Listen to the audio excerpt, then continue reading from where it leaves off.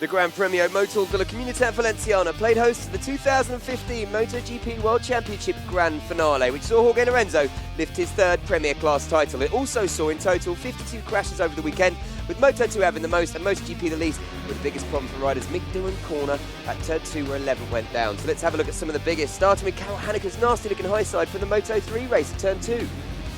Watch how he just loses the rear only for it to regain grip, throwing the Czech rider violently from his bike.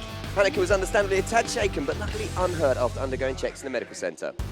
Next up, the huge multi-rider crash in the Moto2 race that saw it red flag at just the second corner. The incident saw Simeon Moorhouse of Liège, Trotter Morbidelli and Siren go down, and as you watch on the replay on the inside, Siren high sides on the curb and slides across the track, taking the rest of the riders with him, and only Siren and Morbidelli failed to restart the race as they were taken to the medical centre for checks. Now for MotoGP Q1, another high side, this time for Rookie of the Year, Maverick Vinales, a Spaniard being chucked from his bike through the kink with his turn 3 and sliding all the way along the track with his bike into turn 4, with Nicky Hayden doing a brilliant job of avoiding hitting him. Miraculously, he was unhurt, if a bit battered and bruised, and ran back to his second bike to make it through to Q2.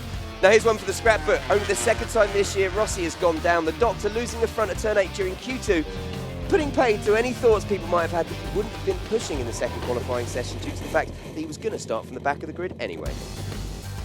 Luckily for the Doctor and his fans, he walked away unhurt.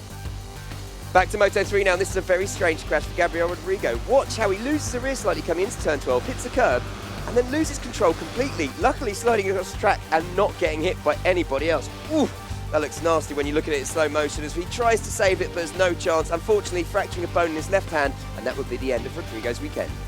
Back to the MotoGP race now, and this is Andrea Iannone losing the front on his GP15 through the right-handed turn 12 while in 4th position, bringing a premature end to his race.